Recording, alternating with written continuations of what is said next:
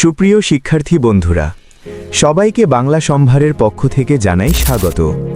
প্রতিনিয়ত বাংলা সম্ভার বাংলা ভাষা, সাহিত্য, ব্যাকরণ এবং বাংলা শিক্ষাকে সহজ সরল করার লক্ষ্যে নিয়মিত কাজ করে যাচ্ছে।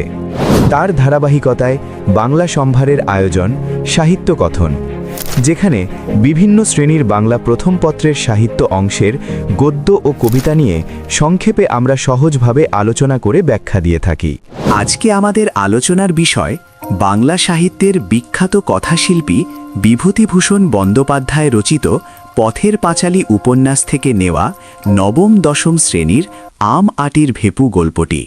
আলোচনা শুরু করার আগে আপনাদের কাছে অনুরোধ, যারা আমাদের চ্যানেলকে এখনও সাবস্ক্রাইব করেন নাই, সাবস্ক্রাইব করে পাশে থাকা বেল আইকনটি বাজিয়ে দিন। বিভূতিভূষণ বন্দ্যোপাধ্যায়ের কালজয়ী উপন্যাস পথের পাঁচালী থেকে নেওয়া অসাধারণ এক অংশ আম আটির ভেপু নিয়ে আজকের এই আলোচনা।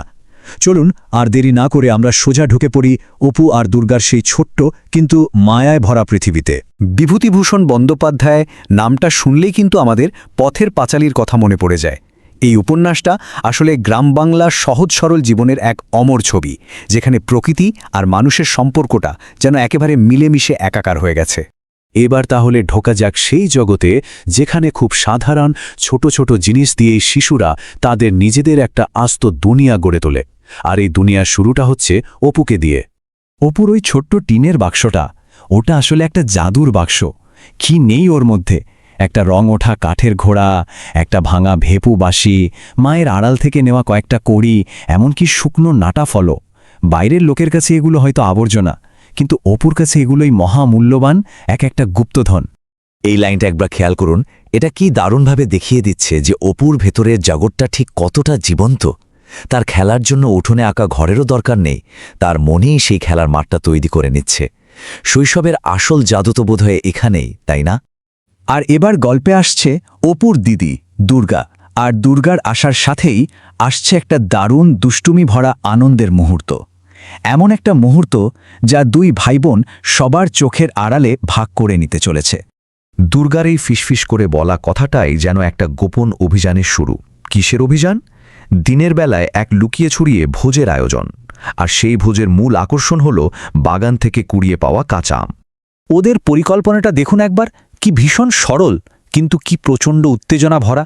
দুর্গা আম নিয়ে এসছে, অপুকে পাঠাচ্ছে নুন তেল আনতে, আবার মা এসে পড়ার ভয়ও আছে। এই সব কিছু মিলিয়েই কিন্তু ওদের ওই সাধারণ আম মাখানোটা একটা বিরাট অ্যাডভেঞ্চার হয়ে উঠেছে। এই যে আমের টক স্বাদটা, এটা কিন্তু শুধু একটা স্বাদ নয়, এর সাথে মিশে আছে লুকিয়ে কিছু করার রোমাঞ্চ, ধরা পড়ে যাওয়ার ভয়, আর ভাই বোনের ভালোবাসার এক অপূর্ব আনন্দ। ওই মুহূর্তটার জন্য অপু আর দুর্গা তাদের নিজেদের ছোট্ট পৃথিবীর রাজা আর রানী। আর ঠিক এখানেই গল্পটা একটা অন্য মোড় নেয়। এতক্ষণ আমরা যে নির্মল আনন্দের জগতে ছিলাম, তার ঠিক পাশেই যে একটা কঠিন বাস্তবতার জগৎ আছে, সেটা এবার স্পষ্ট হয়ে ওঠে। একদিকে শিশুদের চিন্তা আম ভাগাভাগি নিয়ে, ধরা পড়ার ভয় নিয়ে, আর অন্যদিকে বড়দের চিন্তা বাড়তে থাকা দেনা, ছেঁড়া কাপড় আর পরিবারের ভবিষ্যৎ নিয়ে। একই ছাদের নিচে দুটো সম্পূর্ণ আলাদা পৃথিবী। চলুন এবার আমরা শিশুদের ওই জগৎটা থেকে একটু বেরিয়ে তাদের বাবা মা সর্বজয়া আর হরিহরের জগতে যাই। তাদের দুজনের একটা ছোট্ট কথোপকথনই পুরো পরিবারের আসল ছবিটা আমাদের সামনে তুলে ধরবে। ৮ টাকা, হ্যাঁ, এটাই হরিহরের মাসিক মাইনে, তাও আবার যেটা হয়তো ২-৩ মাস পর পর হাতে আসে। ভাবুন তো একবার, এই ৮ টাকা দিয়ে একটা পুরো সংসার চালানো কতটা কঠিন। এই একটা সংখ্যাই যেন তাদের অভাবের এক নির্মম দলিল। সর্বজয়ার এই কথাগুলোর মধ্যে দিয়ে একজন মায়ের যন্ত্রণা আর অসহায়তাটা যেন একেবারে স্পষ্ট হয়ে ফুটে উঠছে। নিজের সন্তানের জন্য একটা ভালো জামা কিনে দিতে না পারার কষ্ট তাকে এমনভাবে ভেঙে দিয়েছে যে তার মাঝে মাঝে মনে হয় সবকিছু ছেড়ে ছুড়ে কোথাও চলে যায়। তবে এই কঠিন পরিস্থিতির মধ্যে এক ঝলক আশার আলো দেখা যায়। হরিহর একটা নতুন কাজের প্রস্তাব পায়, যেখানে জমি, থাকার জায়গা আর একটা নিশ্চিত আয়ের সম্ভাবনা আছে। এমন একটা সুযোগ যা হয়তো তাদের জীবনটাকে পুরোপুরি বদলে দিতে পারে। কিন্তু এখানেই হরিহরের ভেতরের দ্বন্দ্বটা স্পষ্ট হয়ে ওঠে।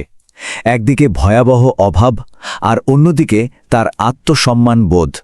সে যদি সাথে সাথেই রাজি হয়ে যায়, তাহলে লোকে ভাববে তার অবস্থা খুবই খারাপ, কোনো সম্মানই থাকবে না। দারিদ্র্য আর আত্মমর্যাদার এই লড়াইটা সত্যি খুব করুণ। গল্পের একেবারে শেষে আমরা আবার ফিরে আসি দুর্গার কাছে। সে আড়াল থেকে তার বাবা মায়ের এই কষ্টের সব কথাবার্তা শুনে ফেলেছে।